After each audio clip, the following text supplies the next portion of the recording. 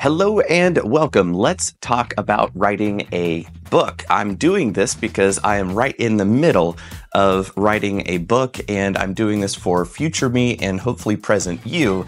If you are thinking about writing a book, and we're going to go over why to do it, how to think about it, how to approach it, how to start, how to do it, how to launch it, and all that kind of stuff. Hopefully this won't wind up being more than 2 hours worth of video. So hopefully this will be a brief overview to give you a general idea of the challenges that I'm facing and how I'm approaching solving them right now, so that next time I will be able to avoid those. So if that sounds like fun to you, then let's go ahead and dig in.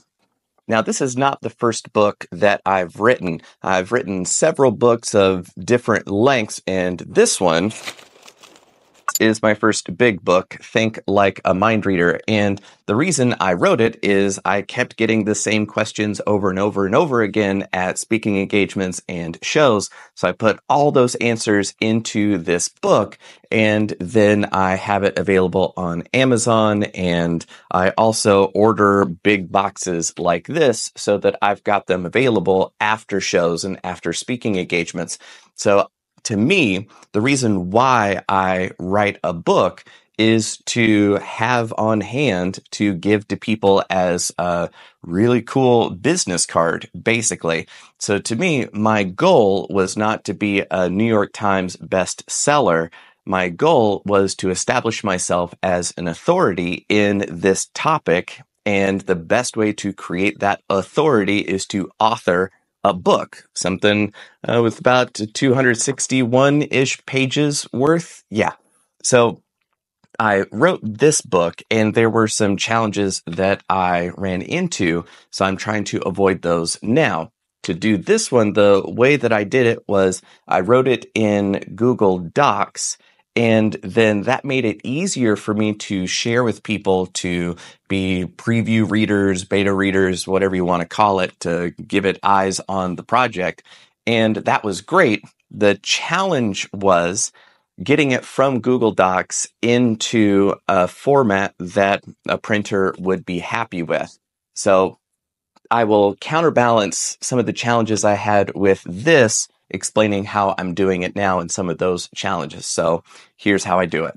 So that's the first thing, is deciding why you want to write a book in the first place. What do you want out of it? Do you want it to establish you as an expert, or do you want it to make you popular and to make millions of dollars off of it? For me, I think of it as a business expense and a business strategy to become a well-known expert in that area. So that's why I write books. I'm not really focused on sci-fi or fantasy or those kind of entertainment narrative. It's more nonfiction that I'm doing, ideas and strategies and approaches and that kind of thing. So that's why I decide what I want out of the project before I ever even start, because that will inform everything else from that point forward. The next part is getting all my ideas out of my head into the world so that I can organize them. Me, I think at about 11 different things. You say one thing and I can think of 11 separate ideas and directions that we could go, which makes it very challenging for me to organize the information in a way that makes sense. So I'm not a very linear thinker. So it's a real challenge to know, where do I start? What do I do next? And for videos, that's the miracle of editing. I can talk about a whole bunch of things in different orders and then cut it all into the right sequence. But in a book, the way that you print it is the way that it's going to be. So you better have that figured out. So for me, the way that I do that is with a program called Obsidian, which I have a lot of videos about Obsidian, and a plugin specifically called Canvas, which is an infinite canvas that you can put your ideas down anywhere that you want and then start to arrange them together. It's a lot like using 3x5 index cards and doing this on a tabletop, but it's on my laptop that I can take with me anywhere and everywhere that I go.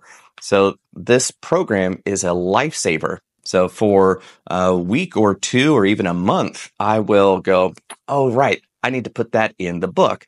I go to that mind map, add something else in, and then shift everything else around until it all makes sense. Now that the mind map is done and all the ideas are grouped together, that's an outline. First, we're going to talk about this, second, third, fourth, all the way through. And then all I have to do is fill in the gaps.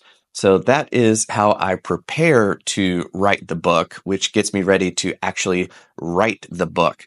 Now, here, last time when I was writing Think Like a Mind Reader, I did that in Google Docs. But the challenge, though, even though it was great for other people to be able to read what I had written, because Google Docs is really good about sharing, the challenge, though, was being able to keep track of everything that I've written, because I write in a nonlinear fashion.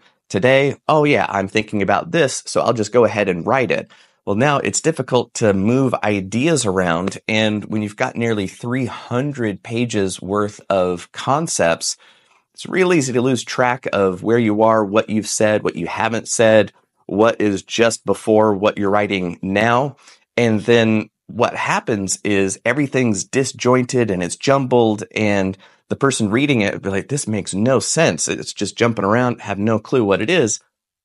So that is one challenge to a writing format that only allows you to go straight through. The second challenge was when I went from writing to formatting, because those are two very different things. When I went from writing to formatting, I selected all the text and then pasted it in to the program that I was using to lay out the book. And there were lots of weird hidden characters and line breaks and a lot of invisible stuff that made it a nightmare to lay out when I finally got to that stage. And it was not helpful at all. I spent so much time trying to hunt down all these bugs and weird formatting issues that came from doing it from Google Docs into another program, which was InDesign. At the time, I used, that's industry standard layout program. It is really hefty, though. Like, my degree is in painting. I've been using Photoshop for over a decade, and Illustrator, and InDesign, even though it is an Adobe product, it is its own Adobe product with its own quirks and personality. So it took a long time to figure it out enough to be able to do what I need to do, because in this book, there are some weird layout things, because I wanted to put a mind reading effect into this book. If you've got this book, it is a prop that has the method for you to read your friends' minds, and learning how to pull this off is the process of becoming a better communicator. And that's also why there's no ebook version of this book, because without the ebook version, you can't do the mind reading demonstration. So I had to be able to lay out something unique on every single page, which was a nightmare. But it was also why I had to use the industry standard, because it was the only tool that allowed me that kind of granular control over where every single word on the page wound up being. So if you have something with a lot of formatting stuff like that, you're going to need a dedicated program for that. So that's how this one got made. So for the book that I'm doing right now, I'm using Obsidian for mind mapping, just like I did for the first one.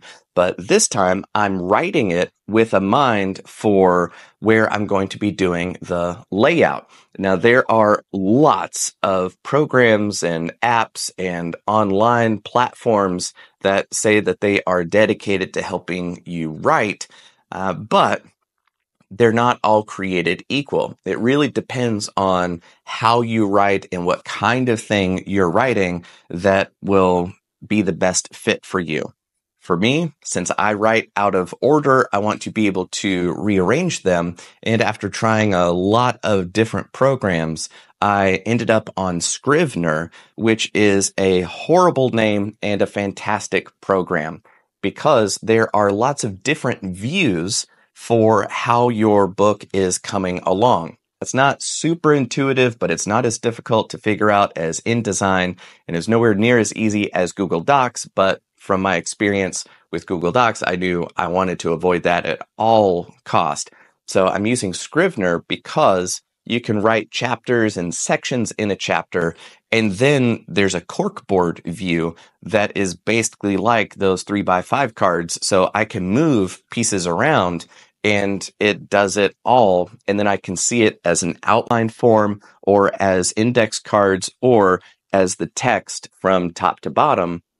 So there are different ways to look at what I've written based on the need I have for the way that I'm interacting with it, because sometimes I'm writing, so I only need to look at the section that I'm writing, or if I'm editing, I want to see all the text, or if I'm rearranging things, I want to look at the 3x5 note card corkboard view. So depending on what I need to do with what I've written, Scrivener has different ways of making that happen, and that's why I like it a lot. Now, once it's all done, which includes some unique elements, because the book that I'm writing right now is about sales. By day, I'm a sales trainer at one of the country's best digital marketing agencies, and I train anybody that is hired on the sales team. So I teach them my system, and it is so awesome and effective that I want other companies to be able to learn it as well, so that they're better at doing what it is that they do. So that's why I'm writing this book about sales. And there's a unique approach that I have that requires an interactive element to show you this sales system in real time in a way that involves you so that you can see it happen without it being a sales conversation. It feels like a fun mind reading demonstration. And normally when I'm doing this in person with a group of people in a 2-day workshop or one-on-one, even over Zoom for a new hire, I usually do this demonstration with them in real time. So how do I do this in book form? Well, I figured out how to do that in book form, and that will require some special layout, not as extensive as the other book, Think Like a Mind Reader, but this one will have some unique layout elements. So now that we've written it and we're laying it out, getting it ready for print, there will be some special challenges that I've got on that front. So Scrivener, I hope, will be the program that I use to lay it out and get it all ready, the PDF format, getting it prepped for Amazon, because I do publish myself on Amazon through KDP. Now, the layout programs that I've tried, there's Vellum, and I tried Atticus for a while. Atticus was really cute. It was easy to use. I loved it, and I wanted to love it. But there were some bugs that I was experiencing that I realized I just spent 2 days trying to find where this bug was, and I couldn't solve it. And they were very responsive trying to fix it, but it just wouldn't clear up. And I realized I'm spending more time trying to get this tool to do what it was supposed to do than I am actually writing or laying the stuff out. So I'm sorry, I can't use a tool that won't do its job. So I really had high hopes for Atticus, and I'm sure that it was an out of left field bug that most people won't experience. But for me, it was so frustrating that I decided I can't use it. So I'm using Scrivener to lay it out because you need a couple different versions of your book in order to get it out into the world. And that brings us into the publishing phase of things. And the question is, well, do you go with a traditional publisher? Do you go with self-publishing and the stigmas attached to that?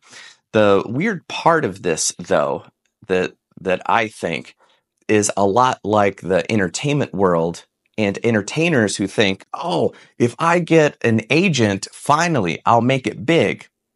But here's why that's not quite so right, which is an agent doesn't want a performer that nobody wants to book. So if you want an agent and you need an agent, you're not going to get an agent. It's easier to get an agent when you're so busy and you're getting booked so much that you don't have the time to take care of the administrative part of getting all the documents signed and agreements, contracts taken care of. Now an agent will go, I will happily take all that work off of your plate for a cut of all of your proceeds. Well, the same thing goes with the publishing industry. If you don't have an audience, if you can't market to people, if you don't have people who are just waiting for the book that you're publishing, a publisher doesn't want that book because they're going to have to do all the heavy lifting of promoting it and getting it out in front of people in the world. And you're going to wind up paying for it anyway, because that's going to come out of your proceeds from the book. So even if the publisher could get you out in front of more people, it's going to cost you so much that it'll barely be worth it in the first place.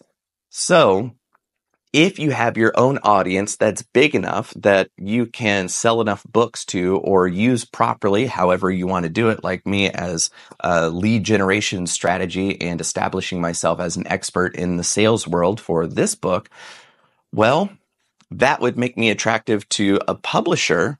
But why do I need them now? Because I already have the audience. I already have the direct relationship. We are now in the age of information distribution. I can get this out to people without having to go through a middleman who wants to get a huge cut of my revenue for what? Getting me in front of more people? I got enough already. Thanks. So it's kind of one of those catch-22 things. By the time that a publisher would want you, you don't want the publisher. And when you want the publisher doesn't want you. So to me, it makes the most sense, unless they're very, very narrow instances where a traditional publisher still would make sense. But for me, 99% of the time, do it yourself. Get it out into the world. Don't wait on somebody else to want to share your idea. You share your idea. You get it out into the world. You create it. You've got total control over it. And then you can put it out on Amazon, where you don't need to have boxes of books in your house to mail out. That's why for me, those boxes of books are the ones that come with me for any engagements that I drive to.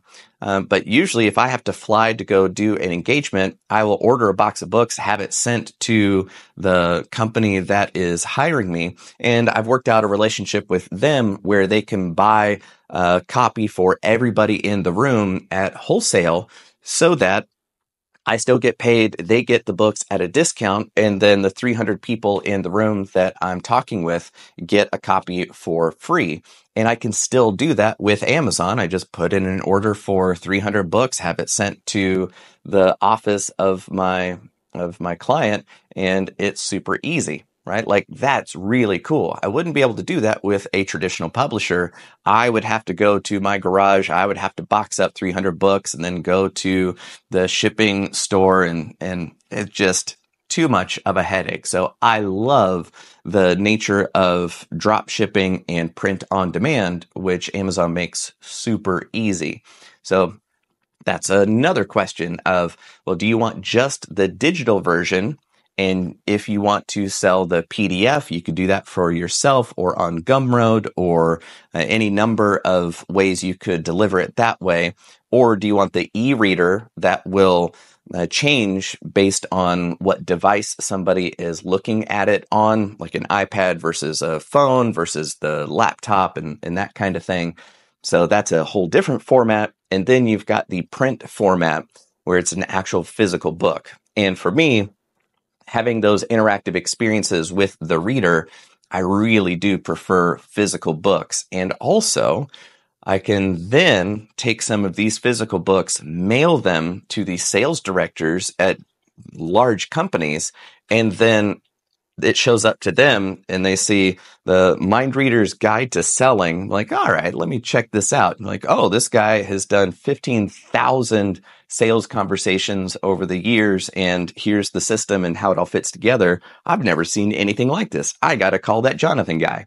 So that's why I'm building all of this the way that I'm doing it, and I'm working from the end and working my way backwards to avoid a lot of the challenges that I had from the previous books that I've written, and that's the way that I'm solving those now.